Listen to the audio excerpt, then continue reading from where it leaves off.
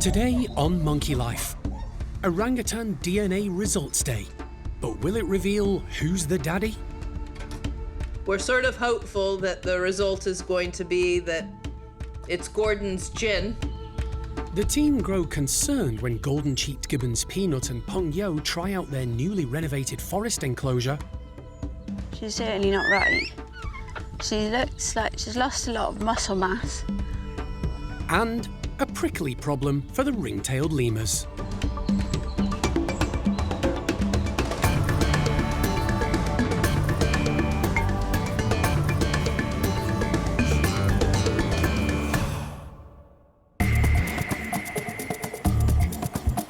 Monkey World in Dorset, buried deep in the English countryside, is the largest sanctuary of its kind on the planet. The team, led by Dr. Alison, rescue and rehabilitate abused and unwanted primates from all over the world. You just never know how it's going to work. The park provides a home for more than 260 primates from 24 different species.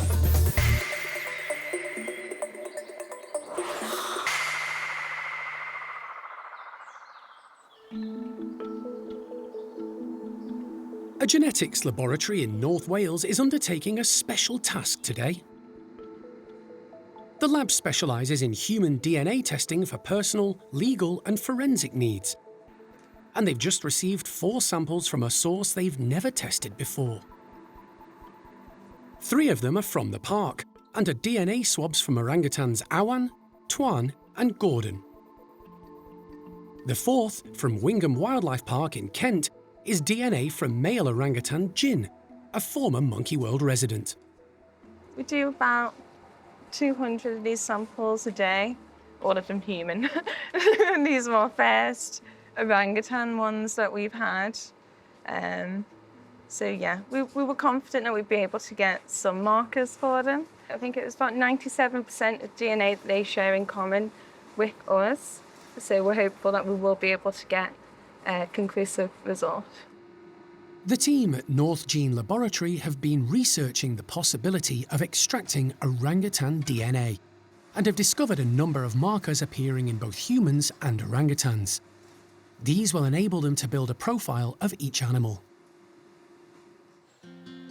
The aim of the test is to ensure 12-year-old orangutan Awan and young adult male Jyn, who now lives at Wingham, aren't related. The pair grew up together after Chocolat adopted Awan when her mum rejected her. The plan is for Awan to move to be with Jyn, but only if they don't have the same father. The move is on hold until the team can confirm the orangutan's paternity. Awan is definitely Tuan's daughter, but Jyn's father needs to be confirmed, because Chocolat lived with both Tuan and Gordon around the time of Jyn's conception. As no one wants an adult brother and sister living together, DNA is the only way to be certain they're unrelated.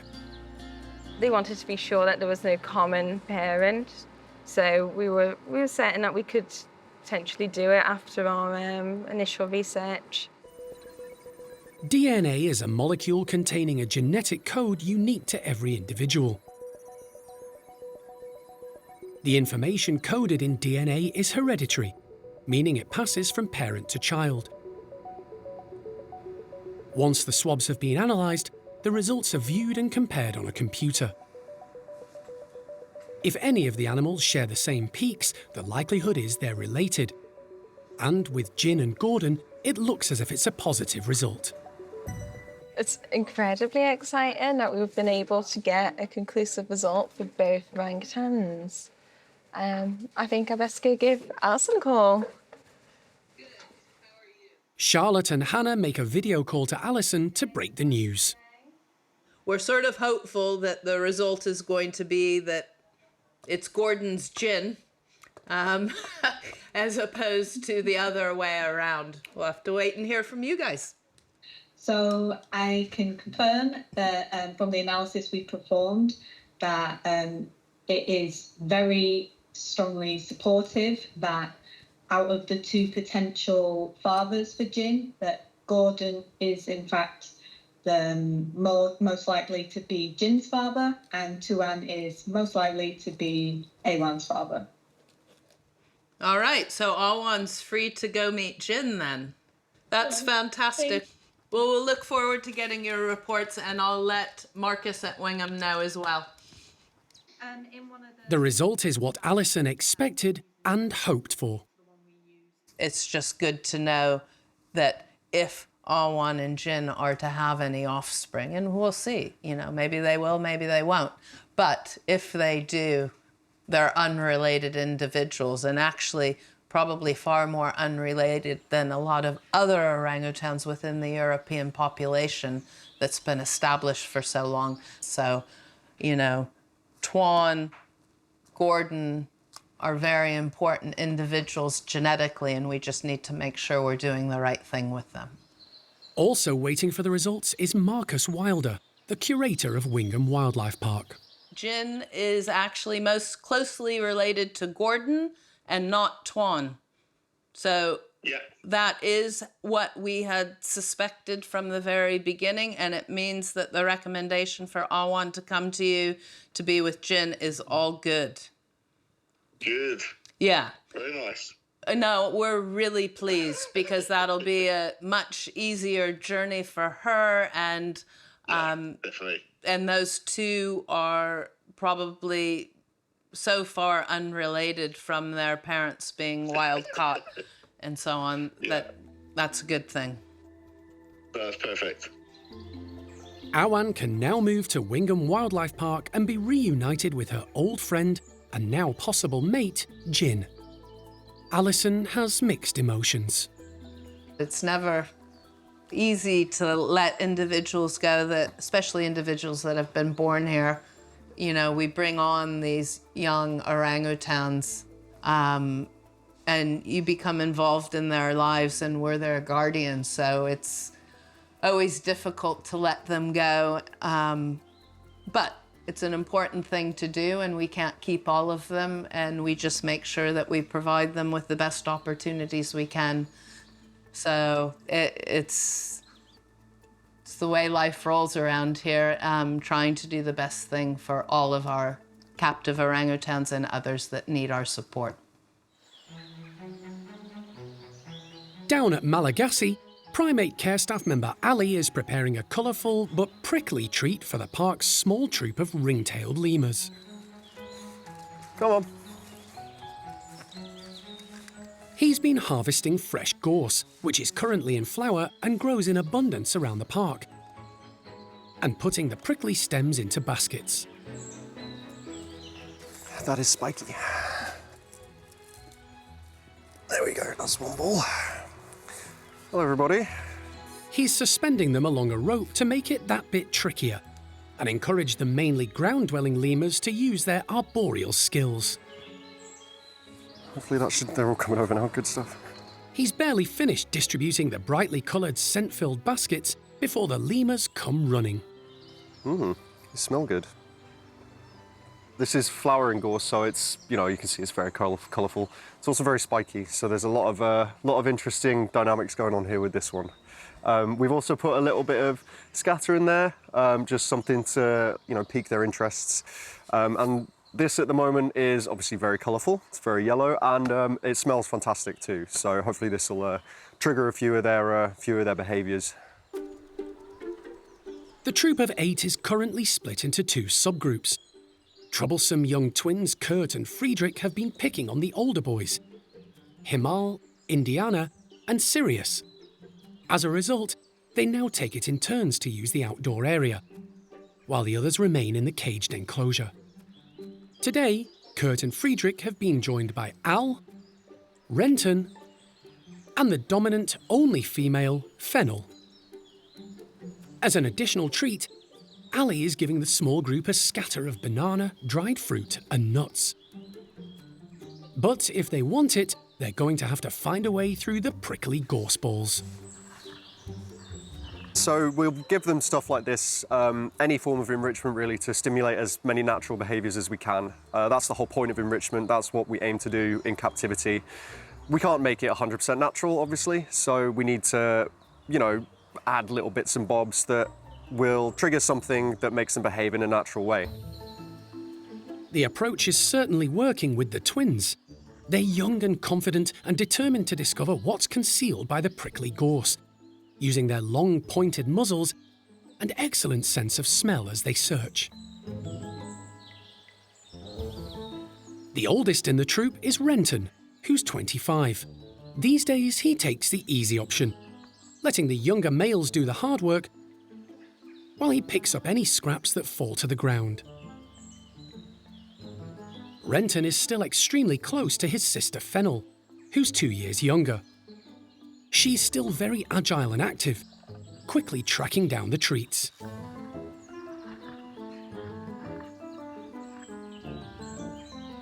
Al is the other young male outside today. Very little is known about his background, but his broken tail suggests he suffered severe trauma during his time in the pet trade. He's adapted incredibly well, but struggles to compete with the more dominant males when it comes to food. Al is at the bottom. He normally gets displaced off food. He normally gets displaced off enrichment like this, and you know, he's had a pretty rough start. He's got a broken tail, so it's at a complete right angle, and that you'd think that would stop him, but his balance is fantastic. He's really good at balancing on the rope, up in the trees.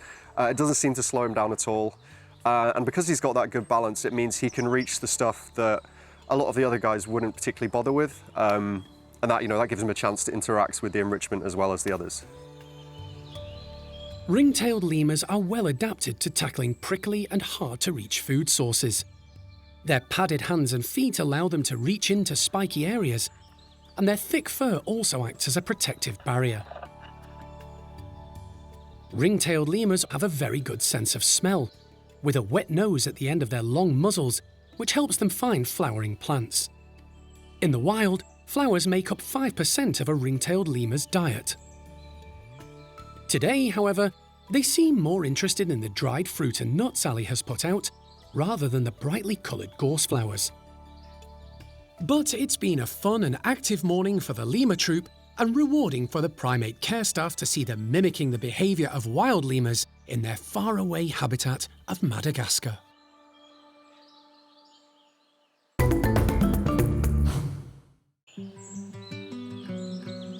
At Chimp Bart's outdoor enclosure, the primate care staff are preparing to bring the whole troop back together again.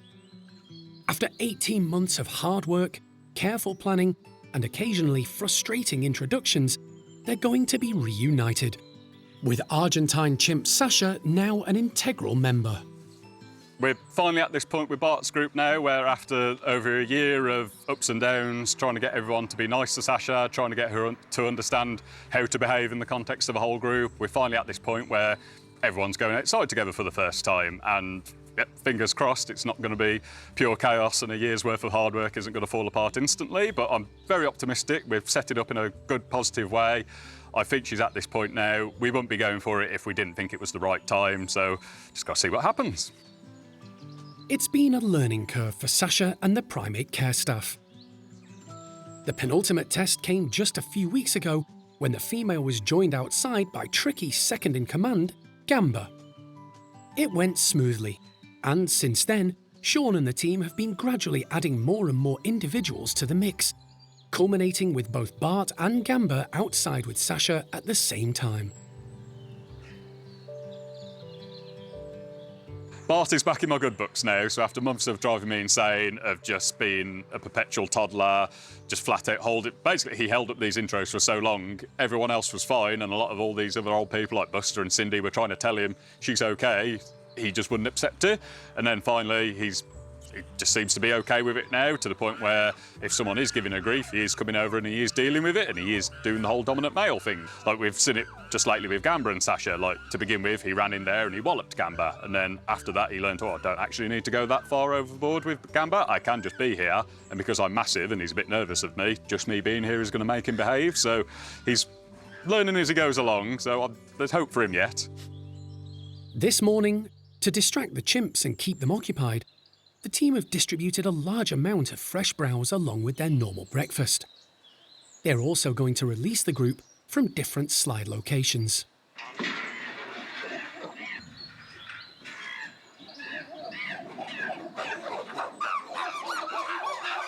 As usual, some of the more dominant individuals put on a bit of a noisy display.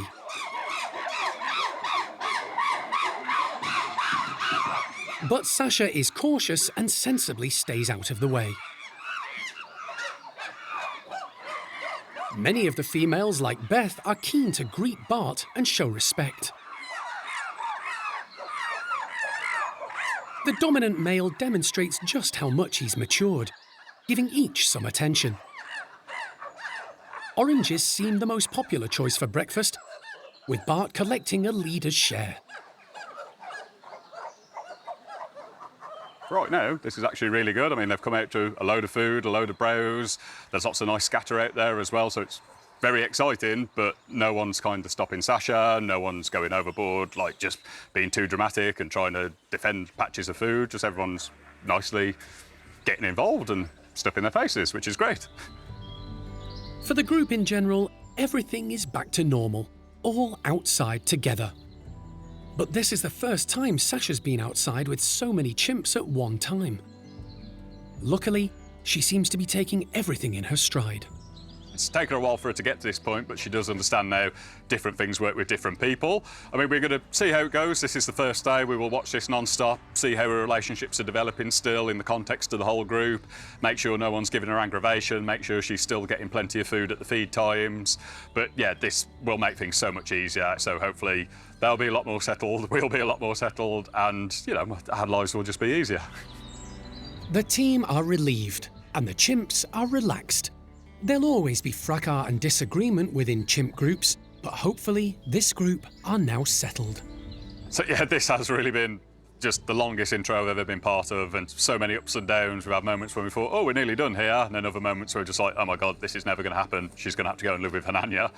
But it's great to finally see everyone's out, everyone's nice and quiet, we're all just stuffing their faces, everyone knows she's there, no one's going out the way to interfere with her.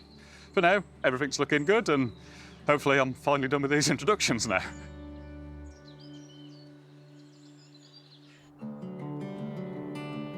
At the Gibbon Support Building and Enclosure, it's a big day for golden-cheeked pair Peanut and Pung-Yo. For the last few months, they've been confined to the indoor area and outside tunnels, while their tree-filled enclosure has undergone much-needed maintenance. The Great British weather delayed the finish date, but now it's ready, and the two gibbons are about to try it out for the first time. As it is perfect time of year for them to go out now because they've been kept in during the winter months, so it's not really been an issue. But it's now the sun's coming out, all the new buds are starting to come through, so there's lots of lovely new browse in here, lots of lovely edible trees, nice spacious enclosures so they can move about and brachiate and just be gibbons. It'll be very exciting, I can't wait. Alison's arrived to see what the long-established pair make of their revamped outdoor space. Time for primate care staff member Sarah to open up.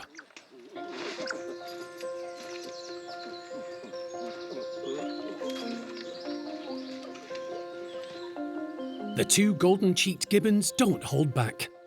Pung-Yo is straight up into the trees doing what gibbons do best, brachiating through the branches. Peanut is often a little slower than her gung-ho mate, but today she seems unusually cautious, stumbling a little. She's moving very slowly.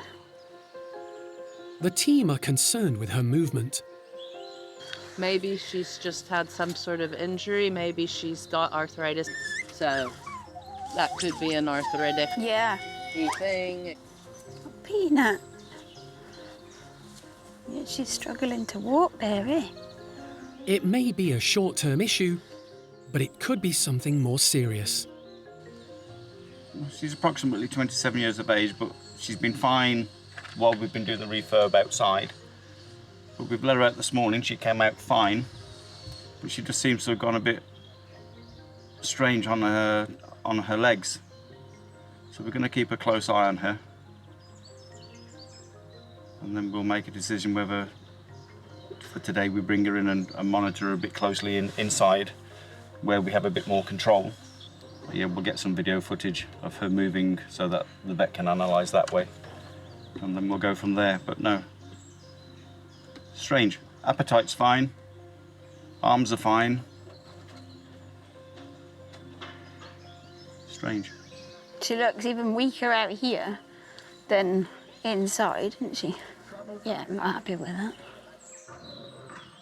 High in the trees, using her hands and arms to brachiate and move around, Peanut seems happier and more comfortable. Bee! But back on the ground, it's obvious she has a problem. The team are so concerned about the 27-year-old gibbon, Animal Director Jeremy has come to take a look. She's certainly not right. She looks like she's lost a lot of muscle mass. The team decide to call Peanut back indoors. Puppy! The worry is that if her condition worsens, the team won't be able to reach her quickly if she's outside.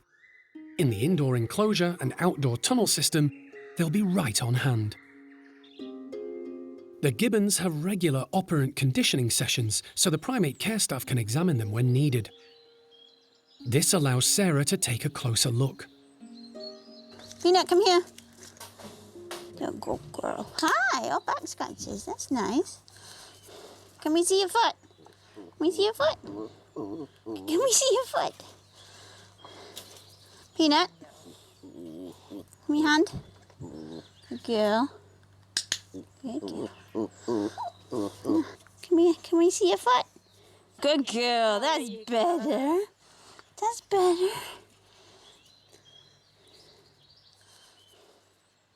No reaction to pokies. Ah. Or was that sore, puppet? Okay. Was it the ankle? Something isn't right. Until they hear back from the vet, Peanut will be kept indoors so the staff can keep a close eye on her. It'll be a worrying time for the gibbon team until they can find out what's going on.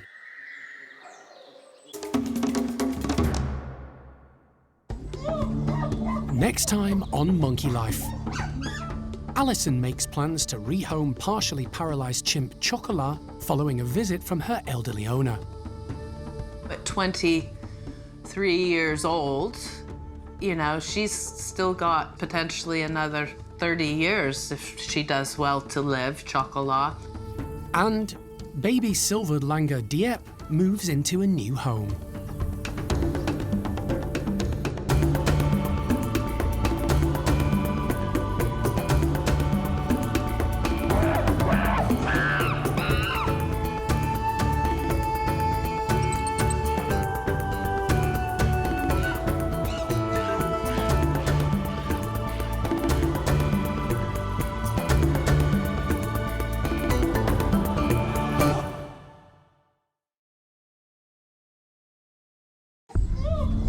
Today on Monkey Life, Alison makes plans to rehome partially paralysed chimp Chocolat following a visit from her elderly owner.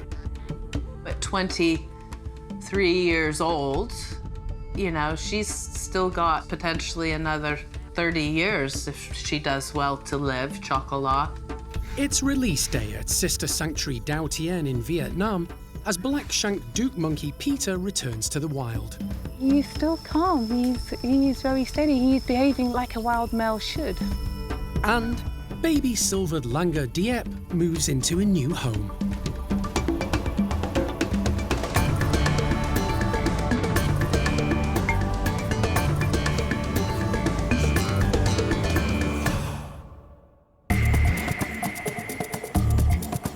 Monkey World in Dorset, buried deep in the English countryside, is the largest sanctuary of its kind on the planet. The team, led by Dr. Alison, rescue and rehabilitate abused and unwanted primates from all over the world. Box is secured into place, everything's good. The park provides a home for more than 260 primates from 24 different species.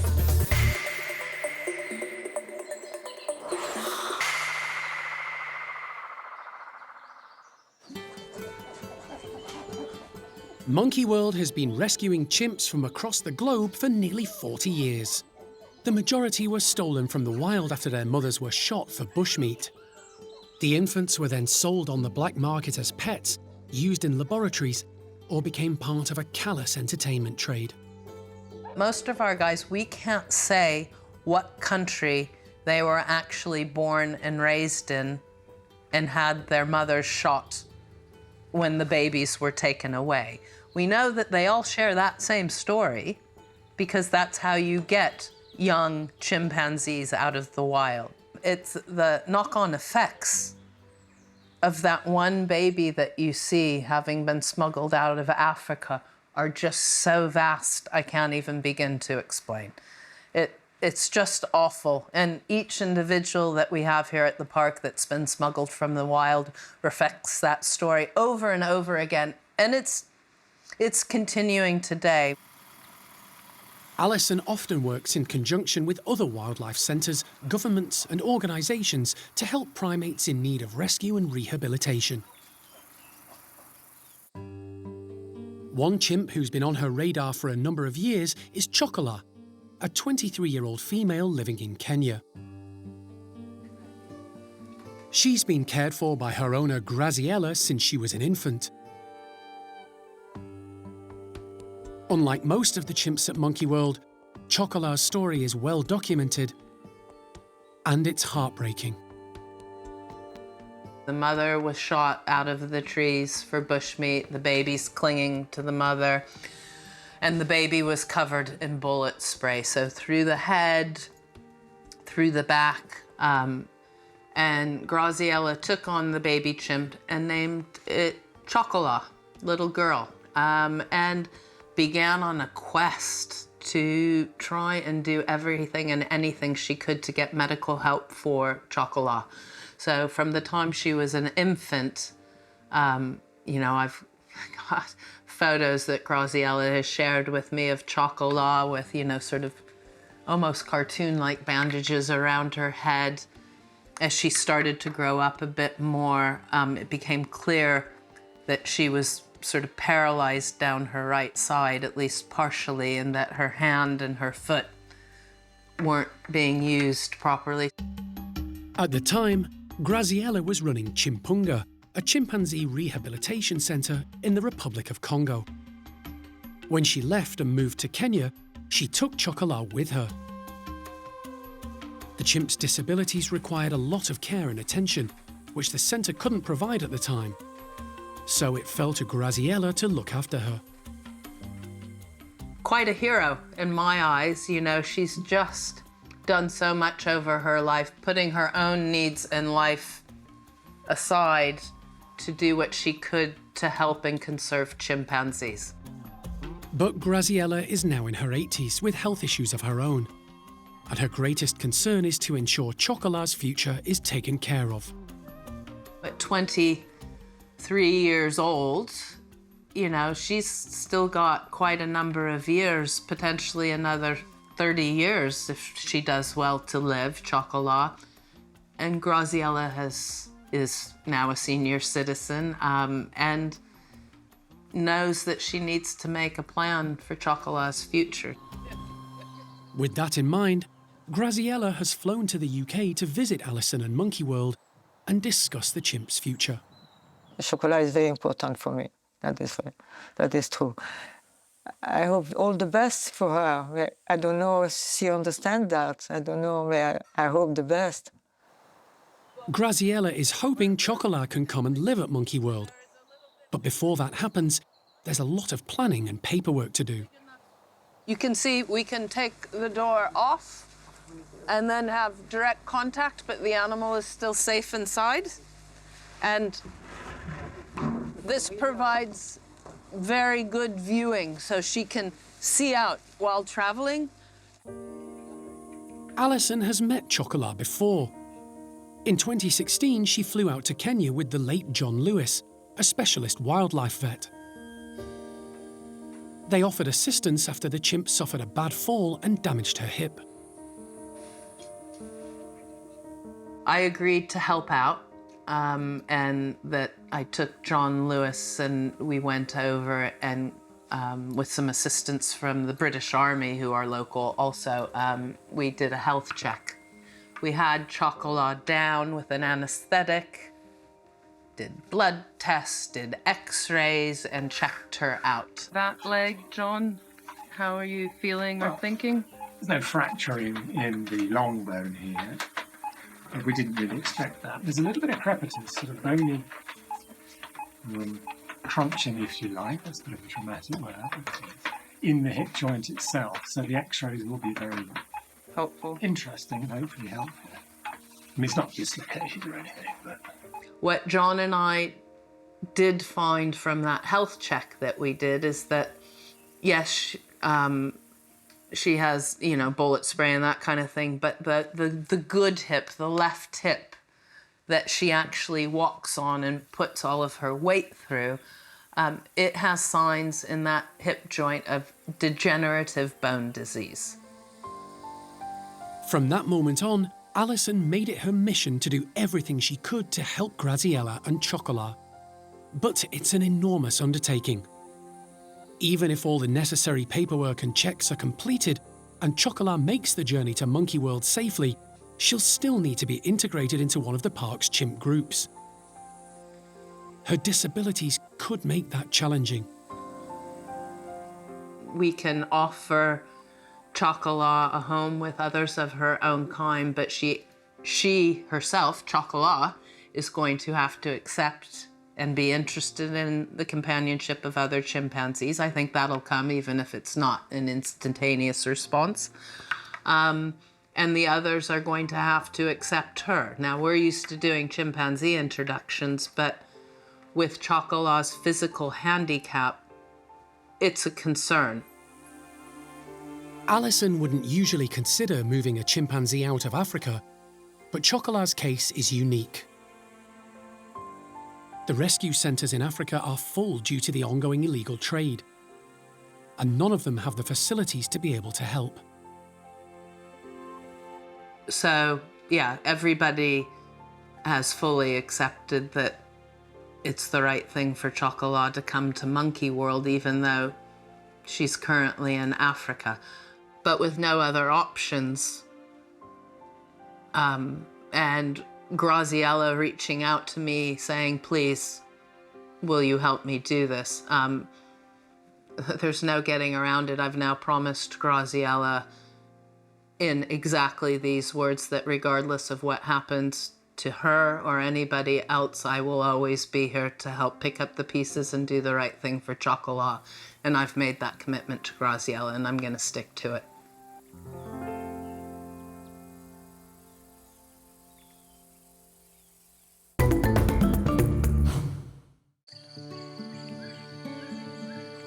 Alison's efforts to help primates in need right across the globe are also highlighted by the work of Monkey World's sister sanctuary in Vietnam.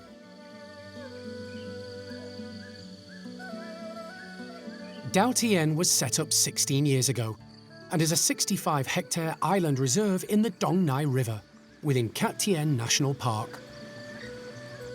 The small team there dedicate their lives to rescuing, rehabilitating and releasing back into the wild some of Vietnam's most endangered primates. In recent months, the centre has had an influx of primates in need of help, particularly silvered langurs. 5-month-old Diep is one of them. The young male was stolen from the wild along with a female called Danny. The pair were confiscated from a street seller by the police and then released into the care of Dao Tien. Young female Danny was so traumatised she didn't survive more than a few days. But Diep is getting stronger day by day.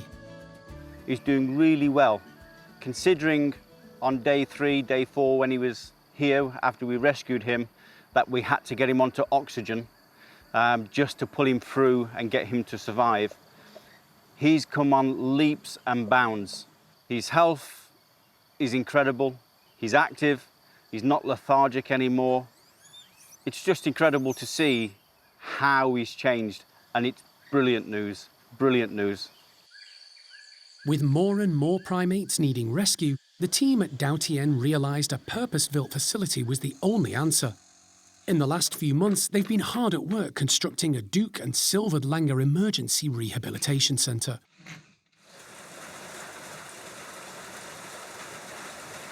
Despite everything the volatile Vietnamese weather threw at them, the building is now complete and ready to receive its first residents. So the importance of the new build behind me is that we've got bigger cages, we can do better introductions, we have a better care facility where the staff can actually bring on the youngsters when they come here. And going forward, it'll actually help us maintain and improve the skills that we already have to enhance the rehabilitation of the doucs and silvered langurs when they come to Dao Tien in Vietnam. The team have some last-minute jobs to finish, fitting out the bedrooms with lots of natural branching. You happy? Yeah, very happy. Happy, cool, excellent. Okay, so we go see Diep? Yes. Okay. The plan for today is to move Diep into a bedroom of his own, but he won't be lonely. 3 young silvered langurs, Pei, Ah Chu, and Hon Mei will be keeping him company in the bedroom next door. The team think Diep will cope well. He's been spending an hour a day with Hon Mei, and the pair have got on well. Ah Chu and Pei are older and bigger than Diep, so he hasn't been fully introduced to them yet. Animal manager Ms. Fong transfers the infant into his new living accommodation, where he can watch and learn from his neighbours and constantly communicate with them. Your new home. With Diep already exploring his new surroundings, Okay, Bin Phuc, okay. the team can bring the 3 silvered langurs across to the new emergency rehabilitation centre. They're released straight away into the next door bedroom. Too late. We all ready? Okay.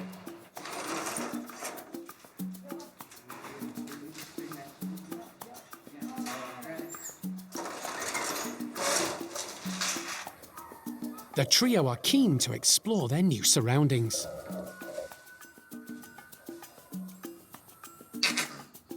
And little Diep is a very interested onlooker. I don't know what to say. Everything went according to plan. They've calmed down, they're nice and relaxed, they're eating, interacting.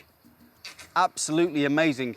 Could not have asked for anything better. It went absolutely smoothly today.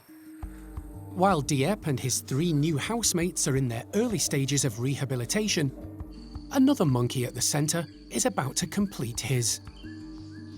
Black-shanked Douc Peter will shortly be released into a 20-hectare semi-free enclosure on the southern tip of Dao Tien.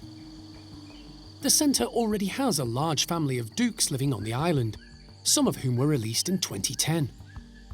The team are hoping Peter might join them. But not having released adult males close to established groups before, they're unsure.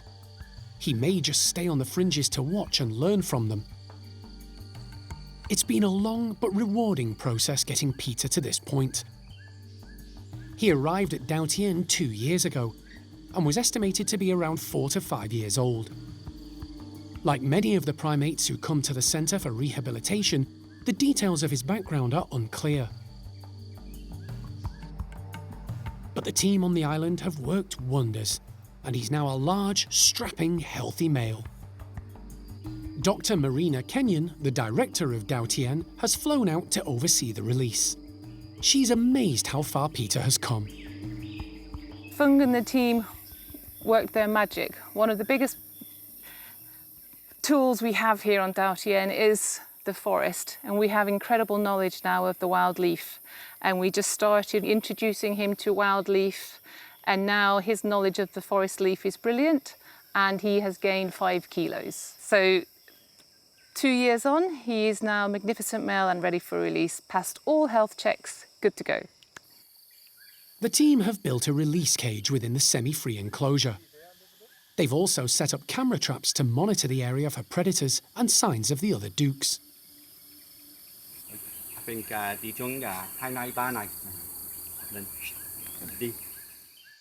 Peter has spent 48 hours in the release cage, getting used to his new surroundings.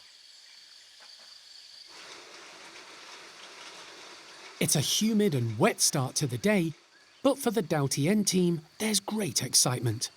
Release day is always special. Peter appears happy and relaxed. He's been fitted with a radio collar so the team can monitor and track his movements on the island when he's released. It's been raining from around 5 o'clock, but the rains have stopped now. It's very wet, but we're ready to go. This is the first time we've ever fitted a collar onto a douc, and he's not bothered by it. He's hardly played with the antenna. He just every now and again goes, oh, and shakes, tries to shake it off, but otherwise he's very steady with it. So it's a huge day. Everything is set, and animal manager Ms. Fong opens up the slide. Peter doesn't hang around. One quick look, and he's off up into the canopy, without a backward glance. He immediately settles in a tree and starts eating. Leaves make up more than 80% of a douc's food intake, and the Dao Tien team encourage and teach the primates in their care what makes up an appropriate diet. Peter seems in his element. He's still calm. He's very steady. He's behaving like a wild male should. We all stick with Peter all day and wait for the first encounter with the wild group. And fingers crossed. It's a positive start. The team will monitor and track him for the next few months, but it looks like Peter could be another success in the rehabilitation of some of Vietnam's most endangered species.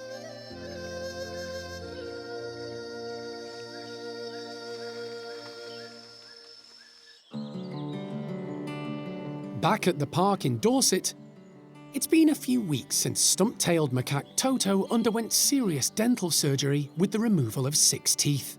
His mouth has healed well, and he's now back with housemate Sylvie and long-term friend Freddie. The trio are all getting on in years, and the primate care staff keep a close eye on them. Come on, Stumpies!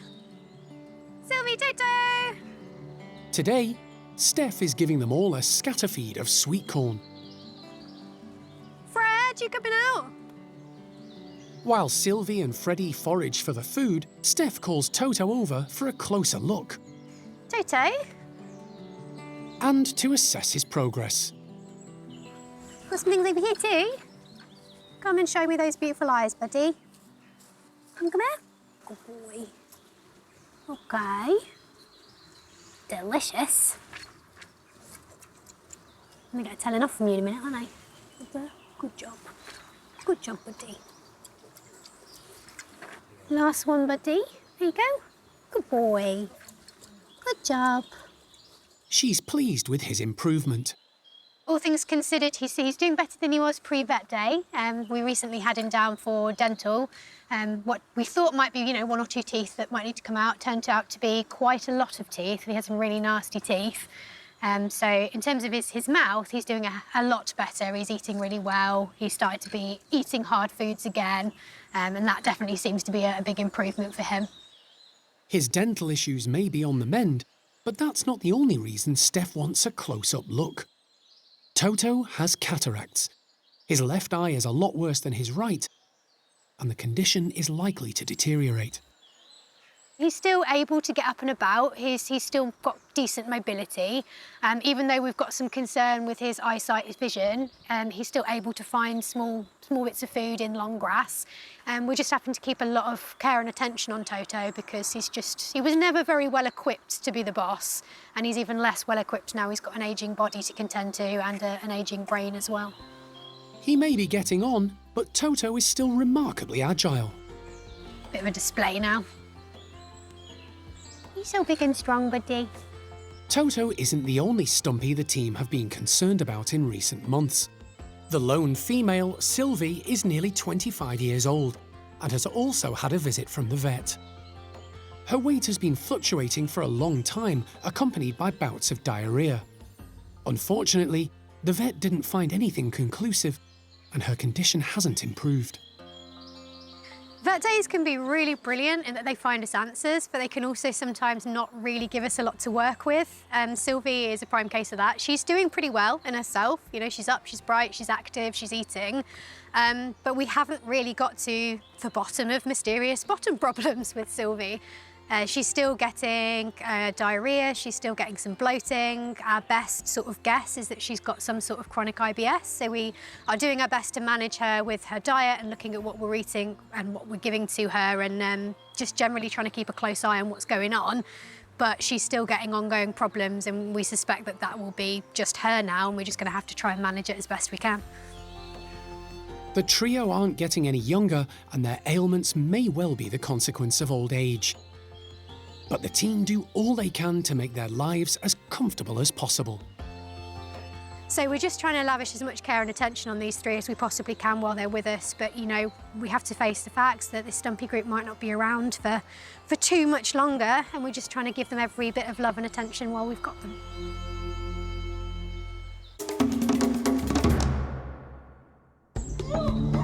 Next time on Monkey Life. It's time to say goodbye to young orangutan Awan as she heads off to a new home to reunite with prospective partner Jyn. I'm hoping that they'll get on really well together and it'll be a match made in heaven. And squirrel monkey Lopez loses his cool over a frozen lolly treat.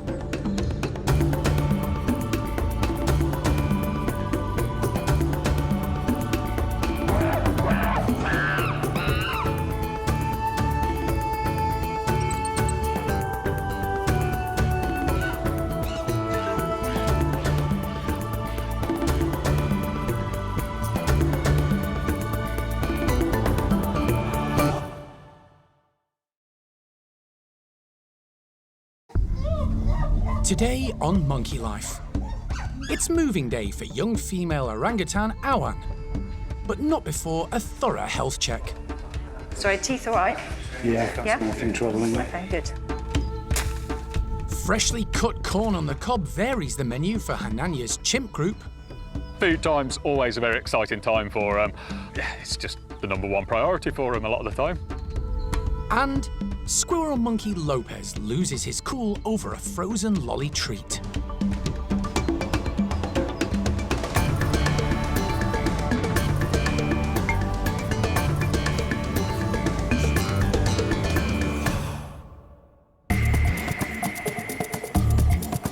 Monkey World in Dorset, buried deep in the English countryside, is the largest sanctuary of its kind on the planet. The team, led by Dr. Alison, rescue and rehabilitate abused and unwanted primates from all over the world. So far, so good. Nice job. Really nice job.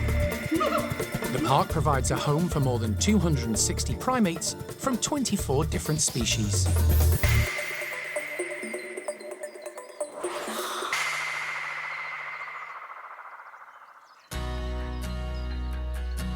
It's a big day for the park's 12-year-old female orangutan, Awan.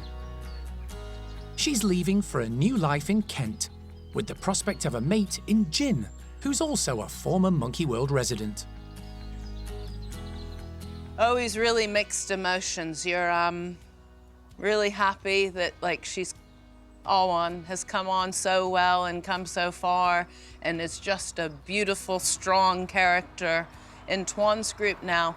And then profoundly sad that she's leaving us, but I know it's the right thing to do. But before Awan can make the journey to Wingham Wildlife Park, near Canterbury, she needs to undergo a health check. Awan was born at the park and has never previously had an anaesthetic, which she'll need for today's examination.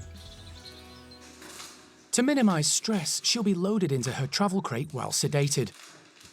And once awake, she'll be on her way to Kent as soon as the vet has passed her as fit. We've never had a good look at Awan. We've never knocked her down to do health checks or anything really at the hospital. So it's really important today we get a good chance to look her over and make sure everything's as it should be.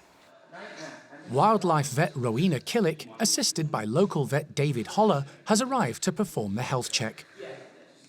Wingham Park's owner, Tony Binskin, and animal director Marcus Wilder have also arrived to observe.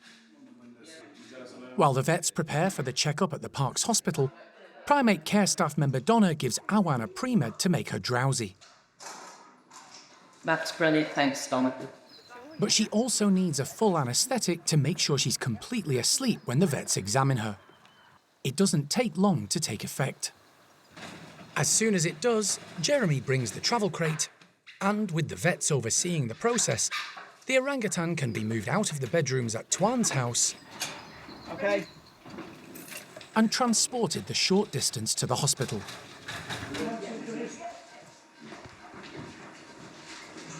Awan is lifted onto the table and intubated, and the vets get straight to work. Right, let me get some blood.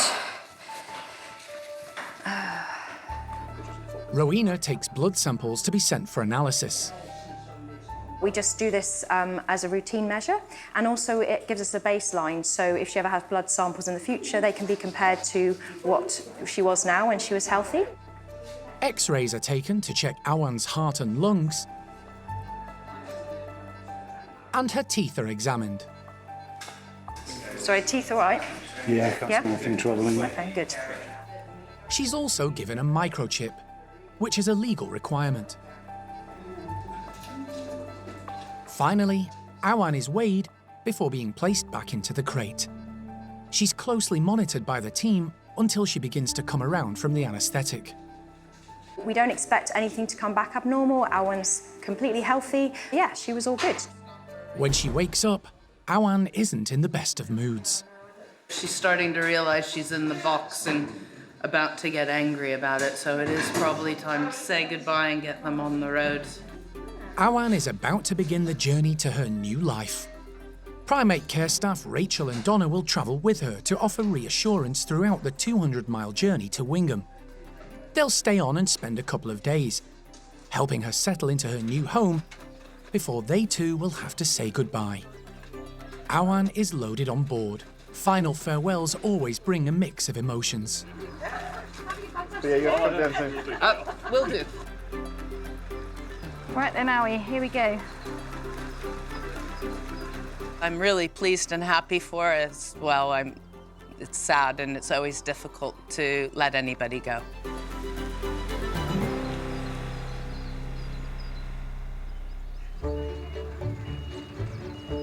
Feeding more than 260 primates every day requires a lot of produce and a lot of planning. Each species and group requires a different diet, and some, such as diabetic chimp Bart, have their own special regime. The 4 chimp groups alone consume more than 150 kilograms of food a week. The park's gardening team grow their own produce specifically for the primates.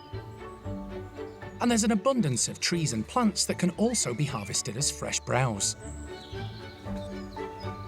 Monkey World also benefits from donations from the public and the generosity of local farmers. Today, a landowner has given the team access to a field of maize to cut and harvest some of the crop. The chimps in particular love the fibrous stems and fresh corn cobs, and it's now on its way to Hananya's troop of 18. If we just fed them the exact same things every day, it'd just be so boring. I mean, I love spaghetti bolognese, but I'm sure if I just ate it every single day, I would be fed up of it, and it'd be the exact same with these guys. So we always try and offer them that variation, and then changing how we present it as well. So sometimes we'll throw in loads of whole food and make sure the grass is nice and long in the enclosure to hide it.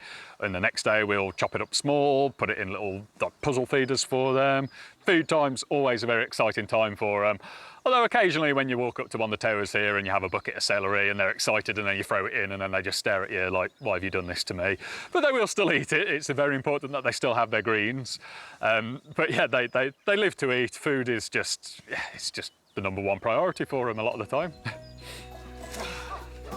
Most of Hananya's troop have been together for more than 20 years. In the past, they've been a bit of a dysfunctional family, but these days, although life isn't always harmonious, they're pretty settled. However, they're very much individuals with their own personalities and quirks. These traits often come to the fore at feeding times, and some are quite predictable. Patricia, for example, loves her food and enrichment opportunities. Although not a high-ranking chimp, she still grabs her fair share and more. For Trudy, food is the focus of life. She spends more time than anyone else foraging. Leader Hananya doesn't need to make the same effort. He knows he can get what he wants, when he wants, and eats on the move, rather than hoarding his food. Then there's Johnny. She's a formidable female and grabs as much as she can, because she can. Her position as one of the dominant females has been secure for a number of years, and she has a reputation for being uncompromising in her approach. The way she's gone about it hasn't been the best way, I'd say, although it has worked for her, but she's not really been one for forming alliances in the group. She doesn't really have a big network of friends around her, keeping her in that high up position. She's just quite a big female, and she just uses the punch first, punch later approach to winning an argument. Johnny was born at the park in 1999 to Mum Clin and Dad Paddy. Unfortunately, Clin rejected her, so she had to be hand-reared by Jeremy alongside Seamus. You finished? All you want? That's not bad. Johnny grew up in the nursery with the help of surrogate mum Sally, and after a bit of toing and froing, settled in Hananya's group, where her rise to top lady was meteoric. But in recent months, her demeanour has changed. She definitely feels a lot more vulnerable. I don't know where the change is, whether just as she's getting older, she isn't physically the powerhouse she used to be, or whether there is something underlying that we're not catching if the others are kind of clubbing together a lot more and targeting her specifically. But yeah, we are keeping a close eye on it. But yeah, it's strange to see Johnny being a lot more meek than she used to be, because we're just used to just this very robust, big, tough, sometimes quite scary lady. This morning, not everyone has opted for corn. Tootie has broken off a huge branch of gorse and is dragging it up to one of the platforms where she can get to work stripping the bark. She and Johnny were best friends in the nursery when they were young, but Johnny's rise to the top changed all that. Recently, however, the pair are rekindling their friendship. Perhaps Johnny is beginning to realise she'll need all the friends she can get in the years to come.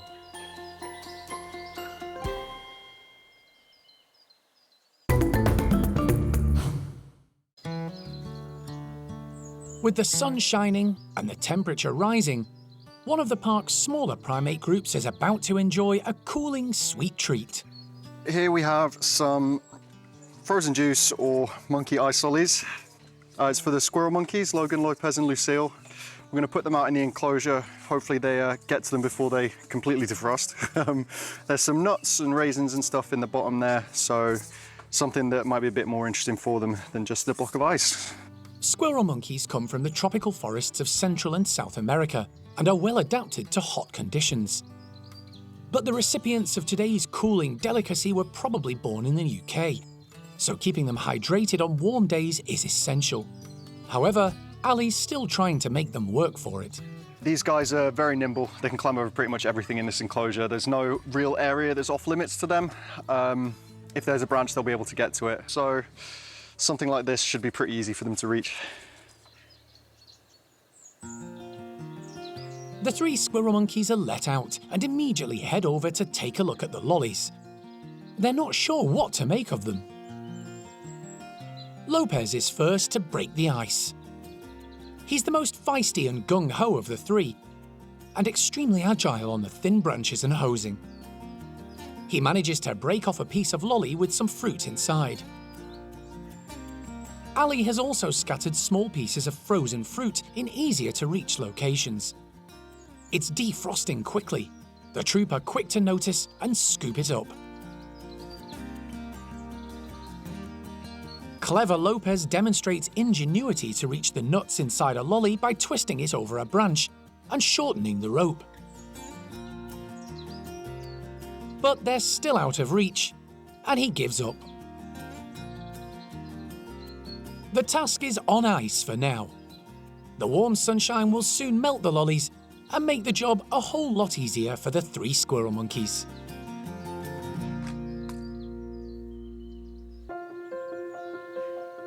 At golden-cheeked gibbons Peanut and Pung-Yo's outside enclosure, discussions are taking place between Alison and Sean from the primate care team, along with head of maintenance George.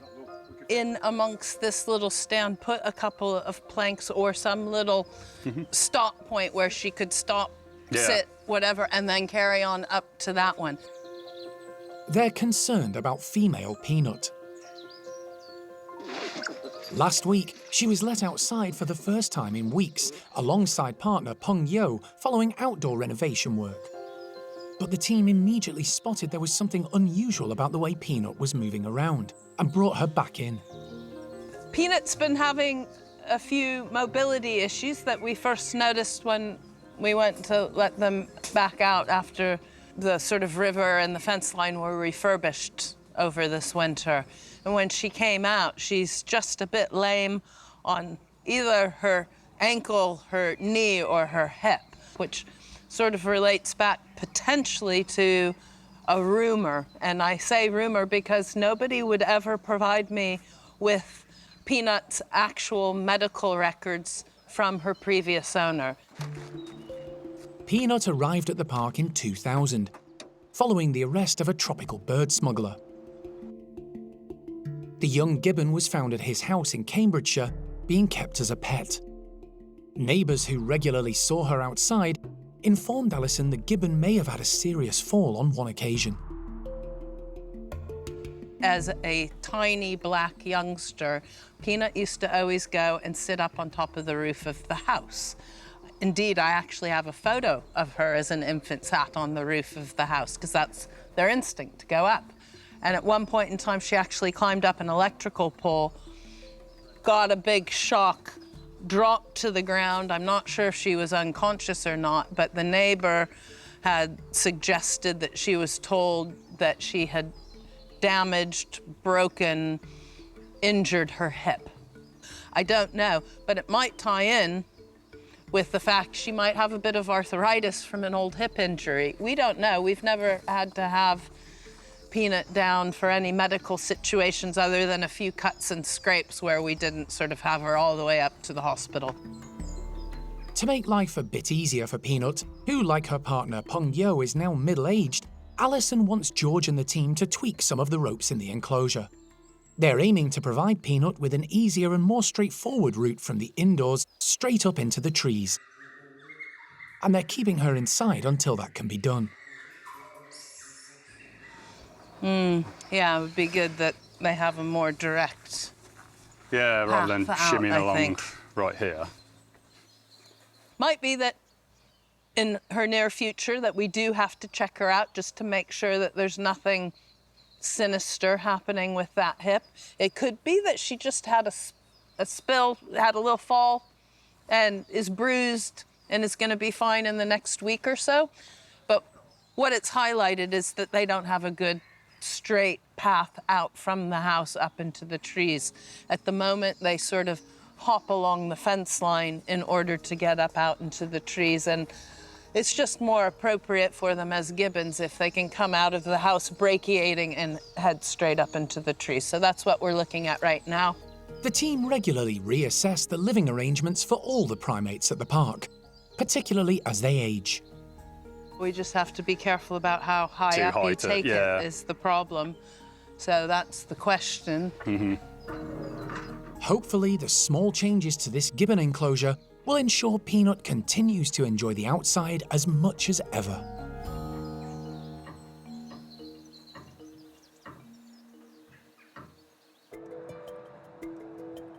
Following a 4-hour journey, the team have arrived at Wingham Wildlife Park in Kent.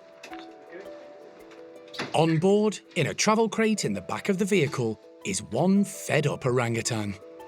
She wasn't very happy. I think she would prefer not to be in the crate. After probably a couple of hours or so, she did settle down. But yeah, I think she's very ready to get out of the crate now. So from here, we'll move her through the orangutan building, and there's double doors there. Move her into the first bedroom. Wingham's animal director, Marcus Wilder, and an excited team of keepers are keen to move Awan to her new home at the orangutan house as quickly as possible. The wildlife park, near Canterbury, sits in 26 acres and houses more than 200 species, including fish, mammals, reptiles, amphibians and birds. And with the arrival of Awan, they now have 4 Bornean orangutans in their care too. Adult male Belayan is the oldest at 15 years of age. Female Molly is the youngest at 13. And then there's Jyn, who's just a few months younger than Belayan. Jyn was born at Monkey World in 2009 and moved to Wingham 10 years later. Jyn settled in really well from when he first arrived. Obviously, he's grown a lot since then. Not quite as much as his neighbour. Belayan, he's quite a bit bigger, but he's definitely matured. And I would say he's probably gone from being a really playful orang to being a much more mature and gentle. He's a really gentle boy, so I think a lot of that's Molly's doing. The plan is for Jyn, who was previously partnered with Molly, to be reunited with Awan, and for Molly to join Belayan. The large crate with Awan inside is manoeuvred into one of the bedrooms. She'll have the space to herself while she settles in. There are some interested onlookers.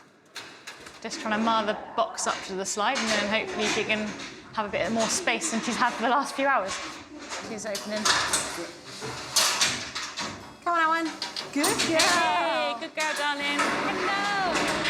Happy to see you. Awan enjoys her freedom from the crate. Good girl. You go. She's always been a confident and inquisitive individual with a little bit of mischief thrown in. And she's already trying out the nuts and bolts. This is both typical orangutan, trying to test everything, and typical Awan. She's very good at dismantling anything she can get her hands on, which is what she's trying to do in her new home. Wingham's keepers are keen to know all about Awan's character. Yeah, she loves roly-polying. If there's a slope anywhere, she'll roly-poly down a slope. She's got a big, huge tunnel that goes over the dinosaur. Excellent. She loves any kind of bedding, nest building. Yeah, she's going to be fun for you, I think. So, yeah, she's a really good character. Just down the corridor in another bedroom is male Jyn. Hello. Rachel's only seen him in photographs since he moved, and he's changed dramatically since then. Gosh, Jyn's grown. He's got his cheek pads, he looks huge now. Awan is let into the bedroom next door, and the pair can now see each other through the mesh.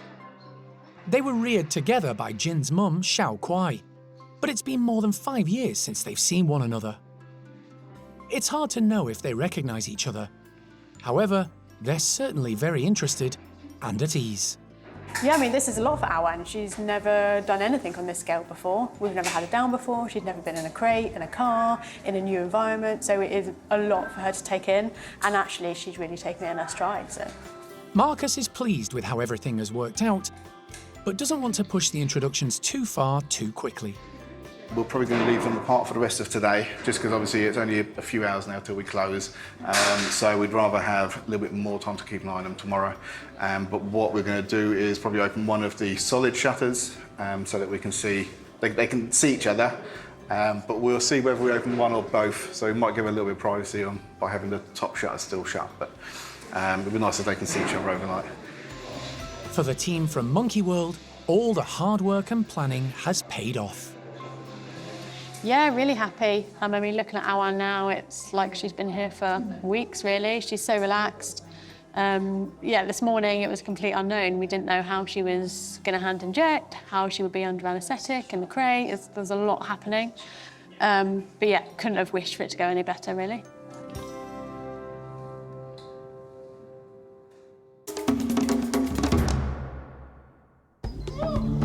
Next time on Monkey Life. Female orangutan Awan wakes up in a new home and renews her acquaintance with prospective mate Jyn. I am nervous, I am excited, I just really want it to go well. And with renovation work finished, the capuchins make the most of the forest enclosure.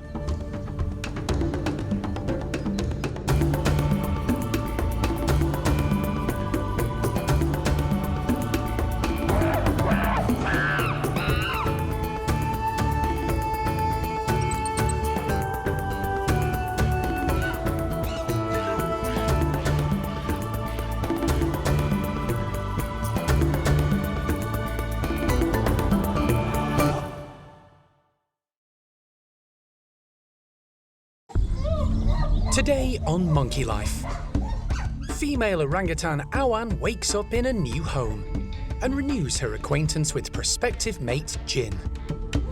I am nervous, I am excited, I just really want it to go well.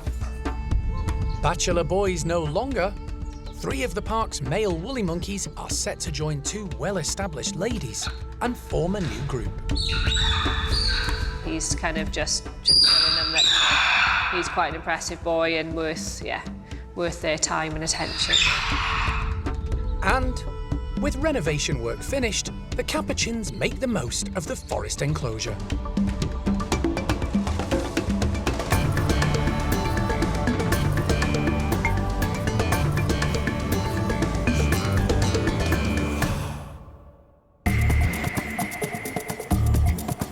Monkey World in Dorset, very deep in the English countryside, is the largest sanctuary of its kind on the planet.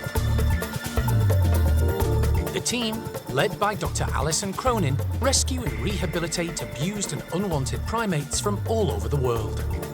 Anything could happen. You really, really, really have to have an open mind. The park provides a home for more than 260 primates from 24 different species.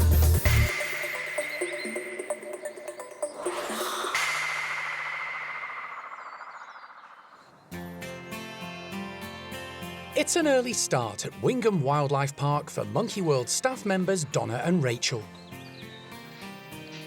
They're eager to see how female orangutan Awan has come through her first night in her new home. What do you want? You want this? Yeah. Not so much? Okay. Alan seems pretty good this morning. She's still really inquisitive with Jyn. I think reality has sort of set in for her a little bit now. Yesterday, she probably still had the drugs on board a little bit and she was, very chilled out. Yeah, definitely this morning, she seems more alert and aware of what's going on. But having said that, she doesn't look particularly stressed. So yeah, fingers crossed they go together okay. From experience, I'm going to suggest the greens are going to be left till last. Awan spent the night in a bedroom next door to Jyn, a familiar, unrelated male she spent the first few years of her life with, brought up as siblings at Monkey World. So far, the pair seem to have picked up where they left off. And now breakfast is over, everyone's in agreement. It's time to let them meet face to face. Fingers crossed, especially after yesterday, and they seem to have been over overnight. They'll be good. I am nervous, I am excited, I just really want it to go well. Good treat. The slide is opened and Jyn wastes no time heading through to the bedroom where Awan is waiting. Good girl. I know. It's quite big, isn't he? Jyn's eager to make contact, but Awan's playing a bit hard to get and gives Jyn the runaround.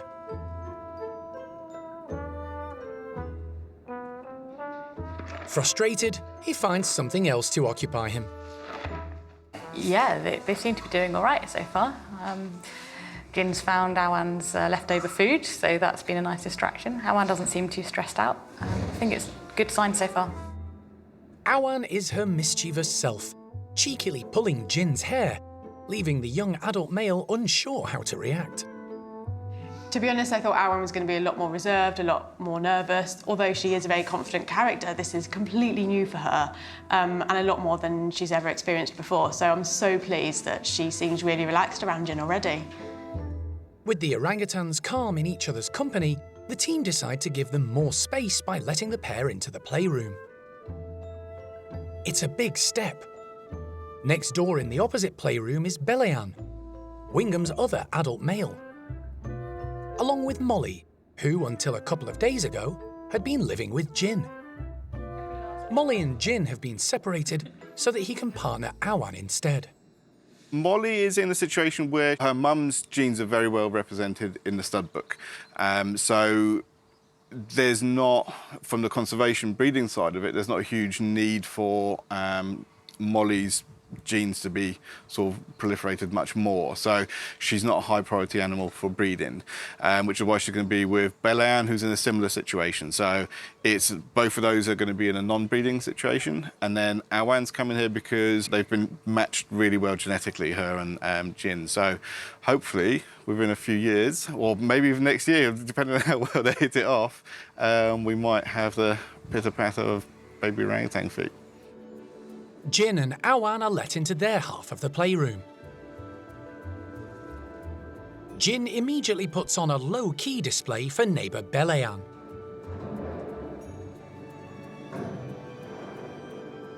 Who seems rather perplexed.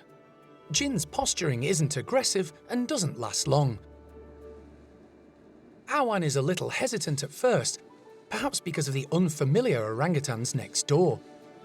But she soon gains confidence and goes across to see Molly. Marcus is delighted with the morning's introductions. I think it genuinely couldn't have gone any better than it's gone. Right from the start when we put Belayan and Molly together all the way to now, there's been absolutely no aggression, no injuries, nothing. It's been really smooth sailing. It couldn't go any better. And the team from Monkey World can leave happy in the knowledge that Jyn and Awan have reunited with every possibility of a bright future ahead. Really pleased for Awan. It was a big unknown. Nobody knew how it was going to go, but really this is best case, is the best we could have hoped for. So really, really happy.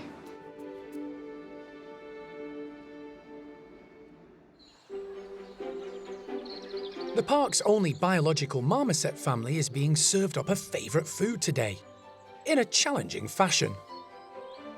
Ruby, Oscar and their 4 offspring absolutely love gum, which is an essential food for all marmosets.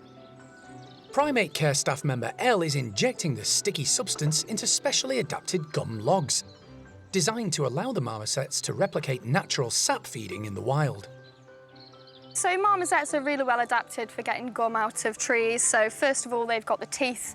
Marmoset teeth are perfect. They're in a U shape, perfect for gouging the tree out first off. They've got an extremely long tongue, right to get in that hole and lick the tree sap out. And these devices are perfect because what we're going to do is we're going to suspend them and there'll be a little bit of movement. So they'll be able to tip them to the side and upside down if they want to, just to get all of it out basically.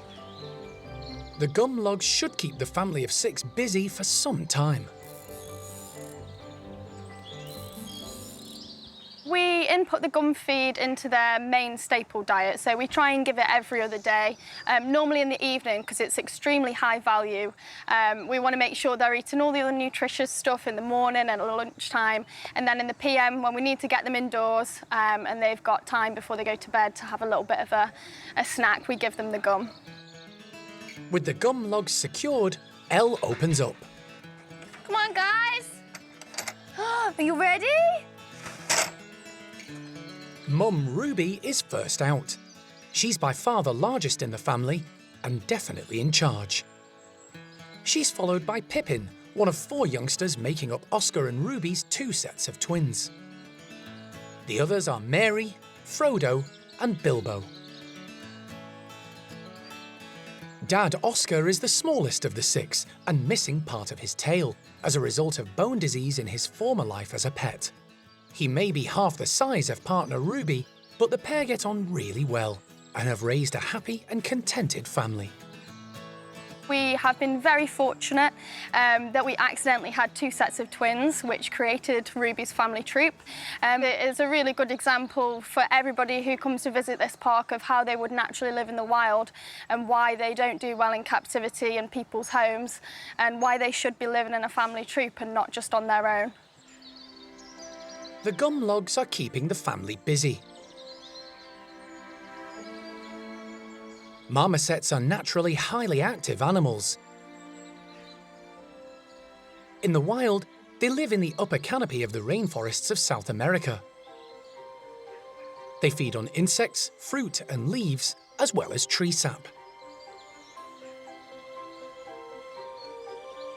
Their short canine teeth and long lower incisors enable marmosets to gouge at the tree bark, leaving notches allowing the sap to flow. They have claws rather than nails, making it easy for them to cling on and move from branch to branch. Today, Ruby's family of 6 are demonstrating typical marmoset behaviour.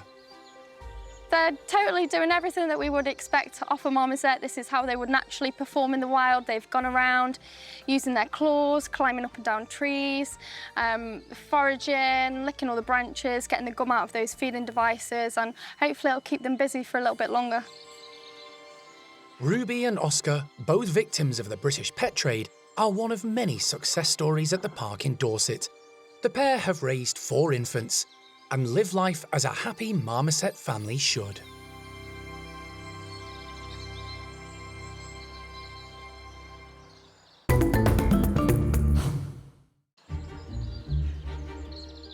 The park has 4 groups of woolly monkeys, and it's the only location outside their native home of South America keeping healthy reproductive woolies.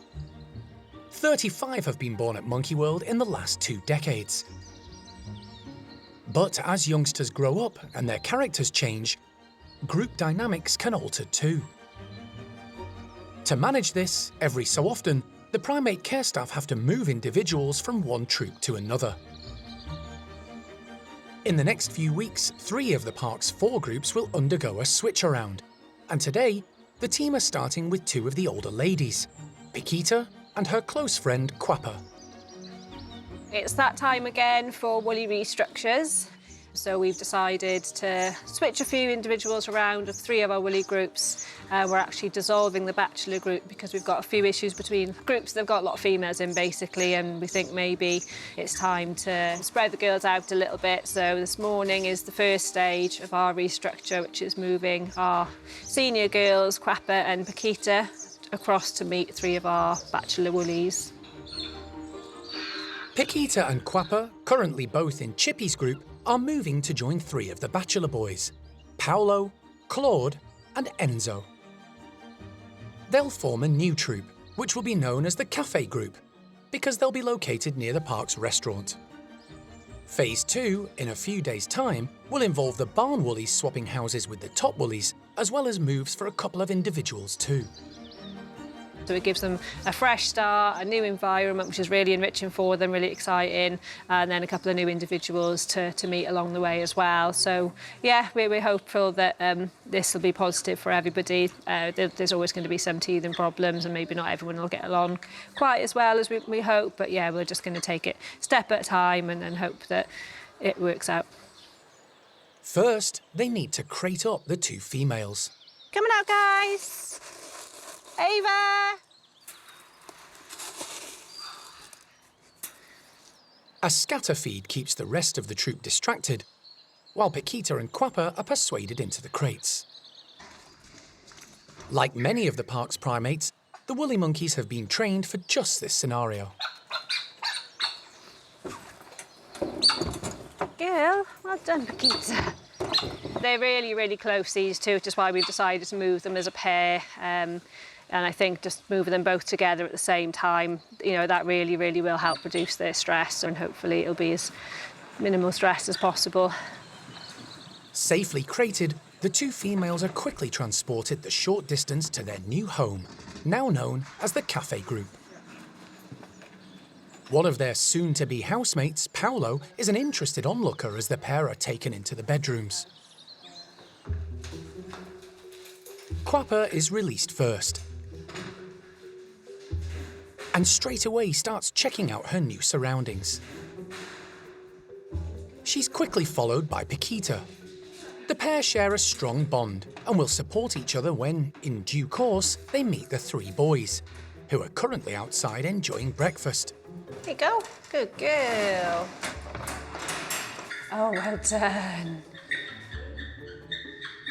They've moved into the house well, they're sticking close together, little snuffles to reassure each other that it's okay. So we're just going to give them a bit of time to settle in the house now, make sure that they're eating before we consider introducing them to any boys.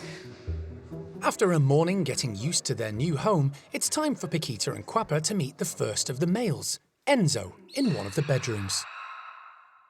He's popular with females and has lived with a number of them over the years. The primate care staff are hoping this will be a perfect introduction.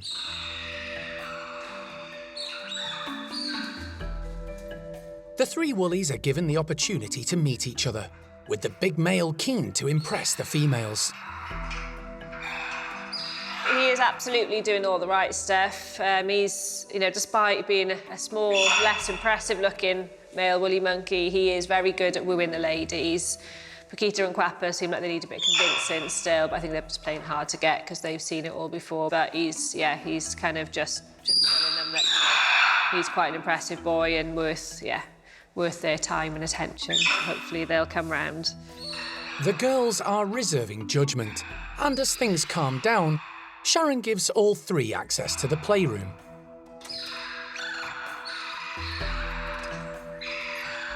Allowing them a bit of space. In the next few days, Paolo and Claude will be introduced, completing the new troupe. Then the team will turn their thoughts to phase 2 of the Woolly Monkey house swap. But for now, everything is going according to plan.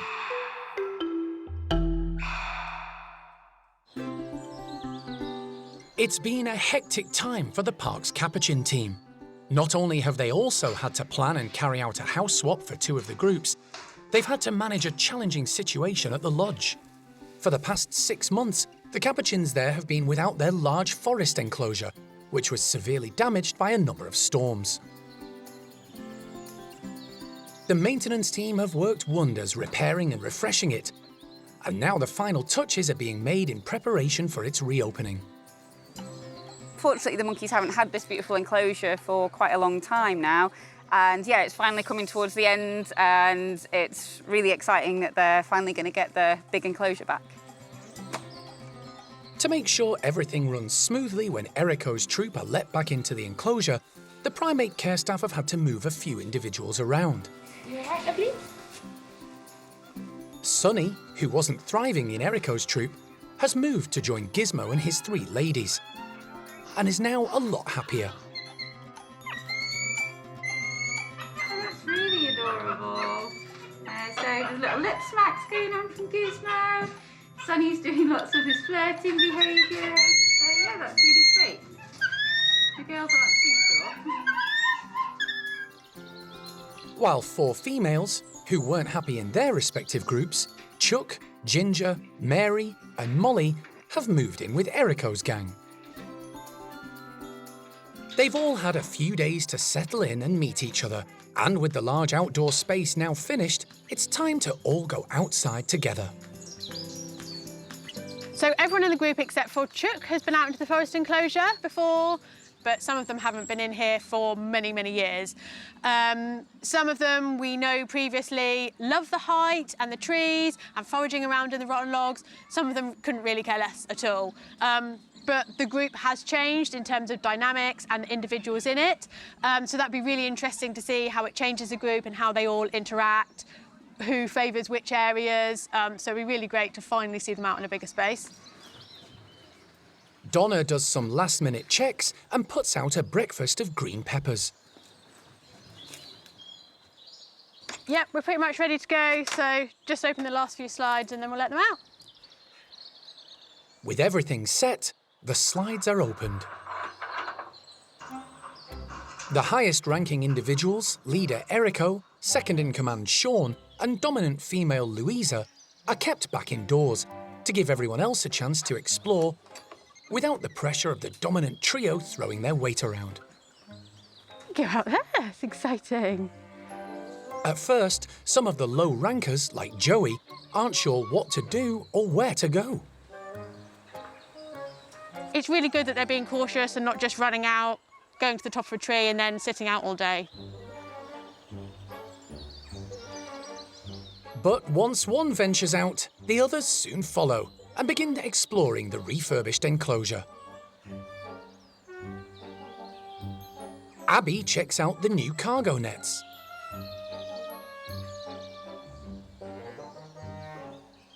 Scarlett finds some green pepper.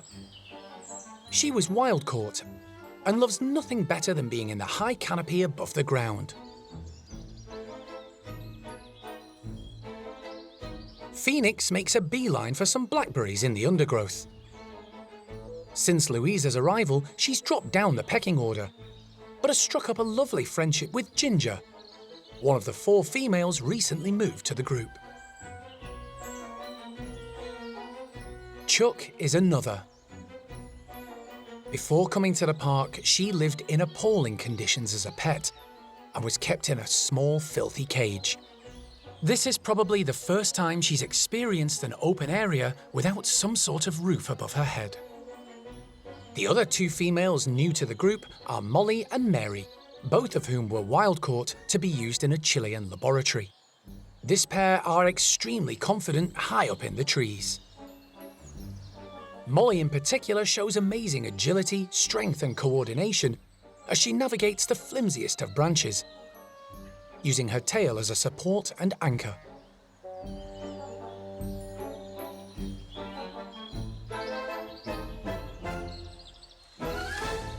The capuchins all appear to be enjoying the forested environment, and their time away from it has brought some benefits.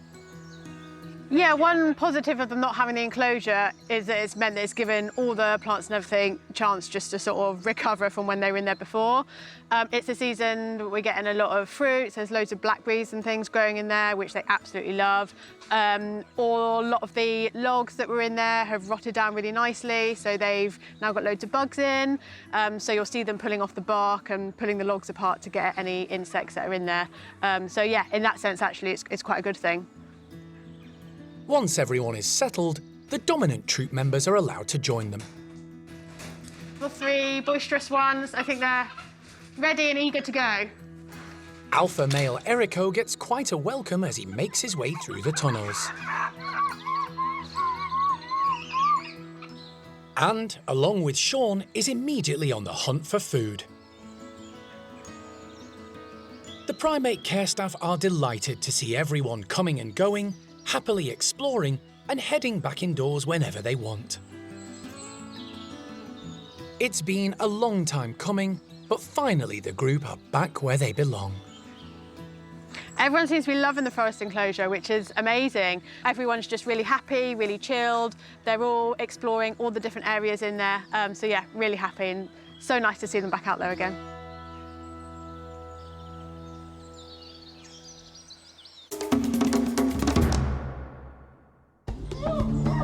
Next time on Monkey Life.